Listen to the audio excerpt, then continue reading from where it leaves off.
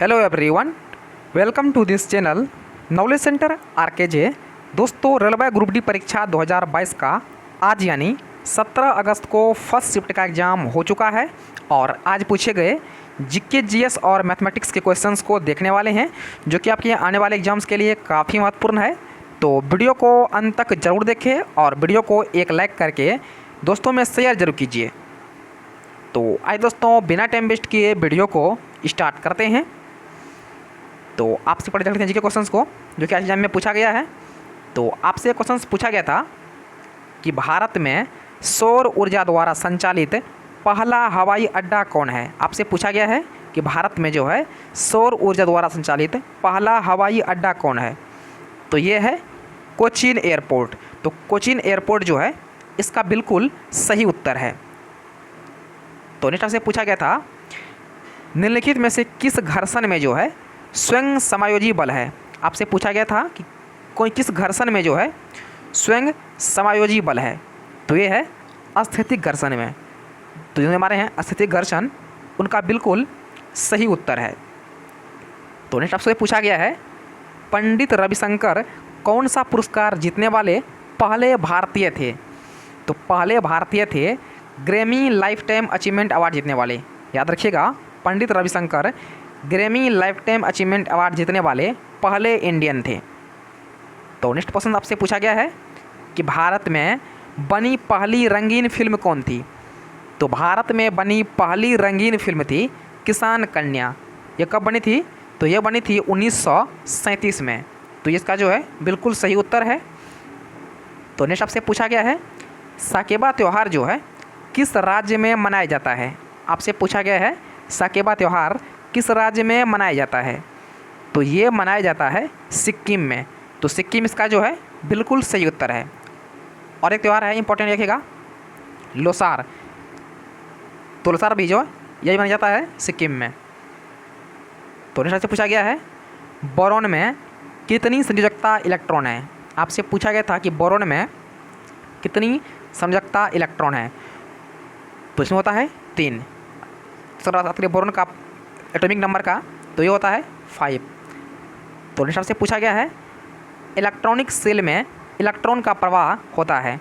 तो electronic cell में electron का प्रवाह होता है आंतरिक आपूर्ति के माध्यम से कैथोड से एनोड तक।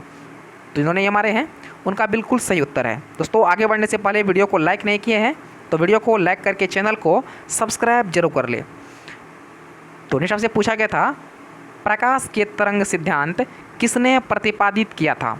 आपसे पूछा गया था कि प्रकाश के तरंग सिद्धांत को जो है किसने प्रतिपादित किया था। तो इसे प्रतिपादित किया था क्रिस्टियन ह्यूजेंस ने। किसने किया था? क्रिस्टियन ह्यूजेंस ने 1678 ईस्वी में प्रतिपादित किया था। तो ये इसका जो है बिल्कुल सही उत्तर है। तो नेक्स्ट आपसे पूछा गया है किस मुग़ल शासक ने 1617 में ब्रिटिश ईस्ट इंडिया कंपनी को भारत में व्यापार करने की अनुमति दी थी। तो इसे अनुमति दी थी जहांगीर ने। तो जहांगीर इसका जो है बिल्कुल सही उत्तर है। जहांगीर ने ही जो है 1617 ईस्वी में जो है ब्रिटिश ईस्ट इंडिया कंपनी को भारत में व्यापार करने का जो है एलो किया था। तो नेक्स्ट आपसे पूछा गया है विद्युत प्रतिरोधकता का जो है ऐसा ही मात्रक क्या होता है। तो इसका ऐसा ही मात्रक होता है ओम मीटर। जिन्होंने ओम मीटर मारे हैं उनका सही उत्तर है। तो नेक्स्ट आपसे पूछा गया है अम्लीय वर्षा मुख्यतः किसके कारण होती है। आपसे पूछा गया है अम्लीय वर्षा मुख्यतः जो है किसके कारण होती है। तो यह होती है सल्फर और नाइट्रोजन के कारण। क्या होती है? सल्फर और नाइट्रोजन के ऑक्साइड के कारण जो है ये होती है। तो नेक्स्ट आपसे पूछा गया है सैनिटाइजर में कौन सा तत्व और उसके यौगिक का जो है उपयोग किया जाता है। आपसे पूछा गया है कि सैनिटाइजर में कौन से तत्व और उसके यौगिक का उपयोग किया जाता है। तो उपयोग किया जाता है क्लोरीन का। तो जिन्होंने क्लोरीन मारे हैं उनका बिल्कुल सही उत्तर है। तो नेक्स्ट आपसे पूछा गया है बिल स्मिथ को ऑस्कर 2022 मिला है। उन्हें यह जो है ऑस्कर किस फिल्म के लिए मिला है। आपको पूछा गया था कि किस फिल्म के लिए बिल स्मिथ को ऑस्कर 2022 अवार्ड मिला है। तो उन्हें मिला है किंग रिचर्ड के लिए। तो किंग रिचर्ड जिन्होंने मारे हैं उनका बिल्कुल सही उत्तर है। तो आपका नेक्स्ट पूछा गया है दादा धोनीवाले थर्मल पावर प्लांट जो है किस राज्य में है। आपसे पूछा गया था कि दादा धोनीवाले थर्मल पावर प्लांट जो है किस राज्य में है, तो यह है मध्य प्रदेश में। तो इन्होंने एमपी मारे हैं, उनका बिल्कुल सही उत्तर है। तो एक आपको पूछा गया था न्यूमेरिकल से, आपको विभवांतर दिया गया था कि 0.8 वोल्ट है और उस पर आवेश जो है 1.6 कूलाम जो लगता है, तो कार्य क्या होता है। तो इसका फॉर्मूला होता है V equal to work by आवेश। तो आपका यहाँ से निकल जाएगा वर्क बराबर, तो यहाँ से आपका हो जाएगा वर्क बराबर विभवांतर इंटू आवेश। तो यह हो जाएगा 0.8 इंटू 1.6 कूलाम। तो उसको आप गुना कीजिएगा तो यह आ जाएगा 1.28 जूल, जो कि इसका बिल्कुल सही उत्तर है। इसका जो है बिल्कुल सही उत्तर है। तो नेक्स्ट आपको पूछा गया है जीएसटी परिषद जो है किस अनुच्छेद के तहत आती है। आपसे पूछा गया था कि जीएसटी परिषद जो है किस अनुच्छेद के तहत आती है, तो ये आती है 279A के तहत। तो ये इसका जो है बिल्कुल सही उत्तर है। आपको बता दूं कि जीएसटी को जो है संविधान के 101वां संशोधन में जो है जोड़ा गया था, जो कि 2017 में जोड़ा गया है। दोस्तों अगर बात करें मैथमेटिक्स का, तो मैथ का जो लेवल था दोस्तों वो काफ़ी इजी टू मॉडरेट रहा है। तो आज कुछ क्वेश्चन देख लेते हैं जो कि आज के एग्जाम में पूछे गए थे। तो आपको एक क्वेश्चन पूछा गया है टाइम एंड वर्क का कि 15 आदमी एक कार्य को 12 दिनों में पूरा कर सकते हैं। कार्य शुरू करने के 4 दिन के बाद जो है 5 और आदमी उनके साथ जुड़ गए, तो शेष कार्य को पूरा करने में उन्हें और कितने दिन लगेंगे। तो आइए इन्हें सॉल्व करते हैं। तो आप मान लीजिए कि एक आदमी जो है प्रत्येक दिन एक कार्य करता है, तो इस प्रकार जो है 15 आदमी करेगा 12 दिन में कुल कार्य। तो यह होगा 15 गुना 12 बराबर 180 कार्य। मान लीजिए कि 15 आदमी जो है 12 दिन में कुल 180 कार्य करेंगे, यानी 180 कार्य जो है कार्य है। फिर दिया गया है कि कार्य शुरू होने के बाद जो है 4 दिन के बाद 5 और आदमी आ जाता है, यानी 4 दिन जो है ये 15 आदमी करता है, तो कितना करेगा 4 दिन में। तो ये 4 दिन में कर लेगा 15 गुना 4 कार्य, यानी 60 कार्य। कितना कार्य कर लेगा 60 कार्य जो ये 4 दिन में कर लेगा। तो कितना बच गया, तो आपका 120 इसमें घटा दीजिए, कुल 180 है, इसमें 60 कार्य कर चुका है 4 दिन में, तो कुल बचा है अब 120 कार्य। कितना कार्य बचा है, तो 120 कार्य बच गया है। फिर बोल रहा है कि 4 दिन के बाद जो है 5 और आदमी उनके साथ जुड़ गए। तो पहले 15 था और 5 अब और जुड़ गया है, तो ये हो गया 20 आदमी, यानी अब जो है 20 आदमी के लिए कुल 120 कार्य बचा हुआ है। तो बोल रहा है कि शेष कार्य को करने में उसे कितना दिन लगेंगे। काफ़ी ईजी है।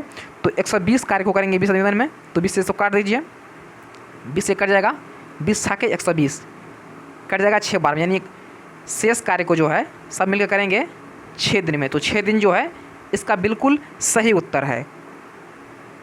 तो नेक्स्ट आपको पूछा गया है कि एक संख्या का 40% दूसरी संख्या का 4/7 भाग के बराबर है, तो पहली और दूसरी संख्या के बीच का अनुपात क्या होगा। तो आप मान लीजिए कि फर्स्ट नंबर पहली संख्या A है और सेकंड नंबर जो है वो B है।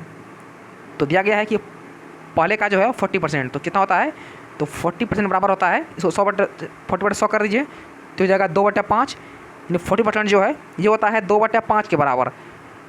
तो बोल रहा है कि फर्स्ट नंबर का जो है 40% यानी 2/5, तो A का 2/5 जो है ये बराबर है सेकंड नंबर यानी B का 4/7 के। बस इसको काट दीजिए, दोनों का अनुपात पूछ रहा है, पहले इसको काटिए, कितना होता है, ये 2 से कट जाएगा 2 बार में, और 7 सर जो है भाग में है, तो इधर आएगा तो गुना हो जाएगा, ये हो जाएगा आपका 7A, ये हो जाएगा आपका 7A, और ये 5 सर भागा में है, तो इधर आएगा गुना हो जाएगा, ये 5 जगह 2 से गुना, 5 गुना 10, यानी हो जाएगा 10B। तो यहाँ पर हो गया 7A बराबर 10B, तो हो जाएगा आपका A/B हो जाएगा 10/7, यानी 10:7 जो है इसका बिल्कुल सही उत्तर हो जाएगा। तो इनका आया 10:7, ये इनका बिल्कुल सही उत्तर है। तो एक आपको पूछा गया था ज्योमेट्री से, आपको पूछा गया था कि एक चतुर्भुज ABCD जो है एक वृत्त में इस प्रकार अंतर्निहित है कि कोण ACD जो है 35 डिग्री है और आधार AB जो है वृत्त का व्यास है तो कोण DAB ज्ञात कीजिए। तो एक परिवृत्त खींच लीजिए, फिर दिया गया है कि AB जो है वृत्त का व्यास है, यानी वृत्त का व्यास जो है, ये AB जो भुजा है ये वृत्त का व्यास है। तो जान लीजिए इस प्रकार से, यहाँ पर CD होगा, मान लीजिए यहाँ पर C होगा और यहाँ पर D होगा आपका। इस प्रकार से जो है बन जाएगा चतुर्भुज ABCD। तो क्या हो जाएगा, तो आपका ABCD जो है ये हो गया चक्रीय चतुर्भुज। हम जानते हैं कि चक्रीय चतुर्भुज में सामने का जो कोण होता है उसका योग होता है 180। देखिएगा सामने का जो कोण होता है इस त्रिकोण में ये होता है 180 के बराबर, और व्यास जो कोण बनाती है किसी भी परिधि पे, तो ये बनाती है 90 डिग्री। तो यहाँ पर आपको दिया गया है क्या, तो यहाँ पर आपको दिया गया है कोण ACD का मान जो है 35 डिग्री है, यानी कोण ACD, यानी आपको ये एंगल ACD यानी ये वाला एंगल। तो ये वाला एंगल आपको दिया गया, कितना दिया गया है, तो ये आपको दिया गया है 35 डिग्री। फिर आपको ये देखिए ध्यान से ACD भी ध्यान से, तो ये कितना हो जाएगा, तो ये हो जाएगा 90, क्योंकि AB जो है वृत्त का व्यास है और व्यास बनाता है कोण 90 डिग्री का।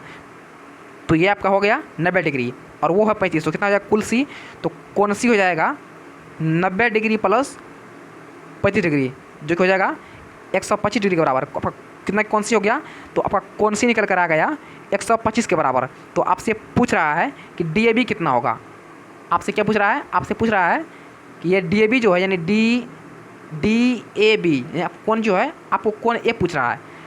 तो क्या हो जाएगा, तो यहाँ पर कोण A और कोण C का जो योग हो जाएगा वो हो जाएगा 180 के बराबर, क्योंकि त्रिभुज जो है क्योंकि चतुर्भुज जो है ये चक्रीय है। लेकिन आपको यहाँ पर C का मान दिया गया है, आपका C का निकाल लिए हैं, तो C कितना है, तो C है 125 डिग्री। तो कोण A क्या हो जाएगा, तो आपका कोण A बराबर हो जाएगा, तो यहाँ से आपका जो है कोण A का मान निकल जाएगा 180 माइनस 125 डिग्री, तो ये हो जाएगा 55 डिग्री, जो कि इसका बिल्कुल सही उत्तर है, जो कि इसका बिल्कुल सही उत्तर है। दोस्तों आशा करते हैं कि आपको जो है समझ में आ गया होगा। तो वीडियो को लाइक करके चैनल को सब्सक्राइब जरूर कीजिएगा। तो फिलहाल इतना ही, मिलते हैं नेक्स्ट वीडियो में, तब तक के लिए जय हिंद।